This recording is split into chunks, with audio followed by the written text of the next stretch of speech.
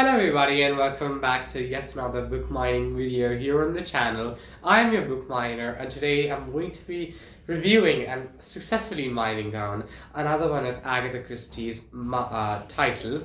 This time not a horror title, but this time I'm going to be reviewing one of Miss Marple titles which I recently read and completed. So yeah, without further ado, let's get straight into today's video. Alright, so the title that I'm reading today is A Caribbean Mystery, which is a Miss Marple title by Agatha Christie, and I'm going to be giving you a thorough review of this book, rating it out of a 10, and then finally, giving you recommendations of whether you should buy it or not. And I'm going to keep this totally non-teaser. Mostly non-teaser, or you can say totally non-teaser. Okay, I'm getting confused now.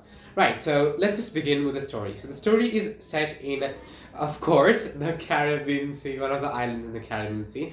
I think it's the West Indies or something like that, where old people go, to soothe their muscles, getting away from the harsh English winters, as they call it.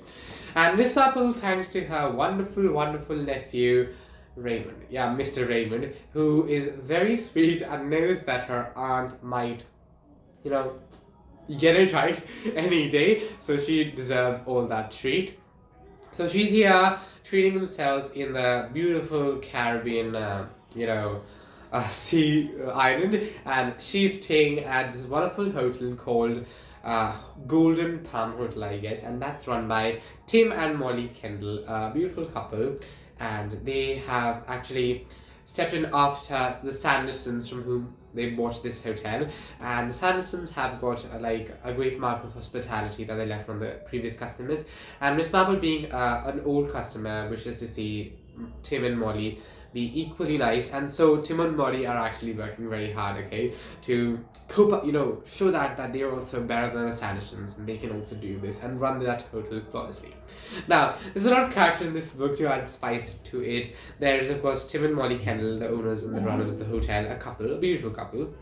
Then there is Mr. Raphael, and that is one of my favorite characters. He's this old little guy with a big ego, you can say, and he's on his wheelchair, wherever he goes, he's biting that person with harsh comments and telling that, oh my god, the generation these days and all that stuff. So he's very egoist, and although rich, he's funny and has that touch of humor to the story, and he's here with his assistant, his personal assistant, which is Esther Walters, I guess, and personal butler, who are of course used to his harsh and rude remarks. Yes, and so the hotel also gets used to it. Okay, now there's two couples, I guess. There's the Dysons and then one other couple. And tidbits here and there, Dr. Graham, I guess, is also there, or something or the other. Now, let's begin with what actually happens. Oh yeah, I forgot one character, that is Major Palgrave. Now, Major Palgrave is that very, gossipy kind of guy who's got 10 bajillion stories from his, visits to India while I was ruling there, to Argentina, Spain, and all that stuff. Because of course he's a major and his travels over there. Now he's got a snapshot, in his pocket wallet of a murderer, okay, and he got a snapshot from a person, one of the doctors who's a friend of his from some kind of club or something, quite late or in the past, and now while he's discussing matters with Miss Marple, as it's his habit, to always tell those grand stories of him shooting tigers, his heroic adventures and all that stuff. He's also telling one of those stories to Miss Marple. Then he comes to that murder story, and as he's about to show that snapshot of the murder that he has in his possession, Miss Marple sees that Miss Marple, no, what am I saying? Yeah, he sees something out of, to the right of Miss Marple's shoulder, and then he freezes for a second, and then he's shuddering, and hastily puts the snapshot back into his wallet, and then tries to, make an artificial dialogue or sentence to say, to keep the conversation going with Miss Marple.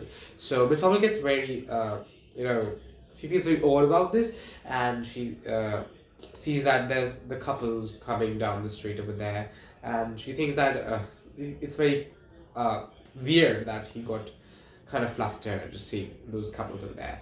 Now, what happens later in the story is that this major paragraph is actually murdered. Okay, Miss Marple thinks that this is not actually a murder, although it's been very like cleverly put together by the murderer that he actually died by taking an overdose of that sleeping stuff or sleeping pills, etc. But she wants to get down to the bottom of the mystery because she, of course, witnessed that event of him getting flustered, and not showing that snapshot and everything down at the beach the other day. And first of all, she tries to find that picture with that missing over there, and that actually gets that tick point over there that it's actually a murder because it's possible that the person in the picture could have been the person walking over there. And as soon as Major Paragraph saw the picture, he saw the murderer, and he's like, oh my gosh. So that's one thing, and then she, of course, decides to get to the bottom of the mystery, and she convinces every single person in the hotel that it's actually a murder. Now, there's not only one murder in the story, there's, I guess, two more to go about this over here. And it's very nice to, see Miss Marple function so flawlessly at this age. She's almost like, very old. In the story, she's very old. In the story, she's very old. So it's very nice to see her work very nicely in the story, and how she extracts all of her facts from mere gossips with ladies. It's very nice to read those passages where she's gossiping with ladies. Oh, is that so? And then the ladies responding, oh yeah, I definitely felt something was wrong with that dude or whatever.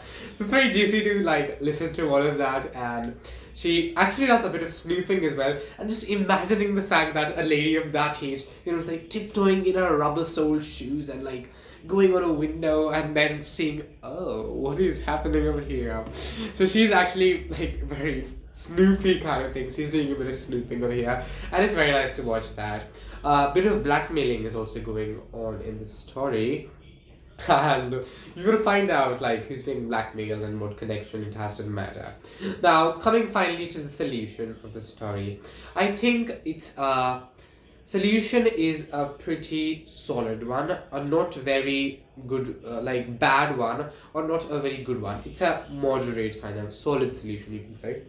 Now, it's purely based on facts, of course, and you can actually when you get down to the solution, you can relate to it. Yeah, this is actually something not out of the thin air or something like that. It's based on facts, of course, and I think Miss Marple works very steadily. The pace of the story is beautiful because she's, of course, old, and the writer has actually got that down. Her age is actually being represented by the way she's actually working, the slow, steady steps that she's taking, and overhearing the person in the background, because, of course, the person over there is thinking that she's damn old. So of course, she's not going to work too fast, but of course she's overhearing those guys.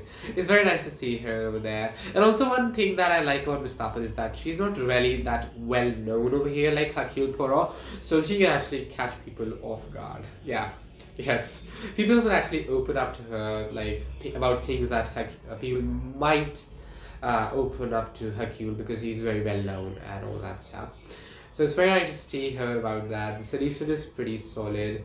And yeah, there's a lot of revelation, just like every Agatha Christie. Everybody's of course got a solution to hold. The setting is beautiful, although it's kind of sad that at such a nice place murder should occur. But yeah, it's a very nice story, and I actually love it. Solid piece of Agatha Christie, not one of her all-time bests from Miss Marple, but a very solid piece from her. And now coming down to the ratings, I think I'll give it a solid 7.5 out of 10. It was a very nice one, but not very oh my god factor one. Of course, you cannot guess the solution to the end, but the solution has got a pretty solid one, but as I told you, not a very high class one. Okay, so yeah, so it's 7.5 out of 10 out of this, and I definitely recommend getting this book. It's a pretty solid one. Not a high recommendation. You can always go for better books and then come down to this one, because there's a bit of 1-2 better books from Miss Marple, of course, but this is I'm going to tell you a very solid one from her, and you can definitely consider buying this. You don't get too much bored Actually, what am I saying? You wouldn't get bored with this story at all. It keeps you enthralled till the end, and it's beautiful to feel the Caribbean sea and the Caribbean air and the murder, the air of mystery and everything, while just like sitting in a cozy armchair of your house. It's very nice. Good job with Agatha Christie. Thank you.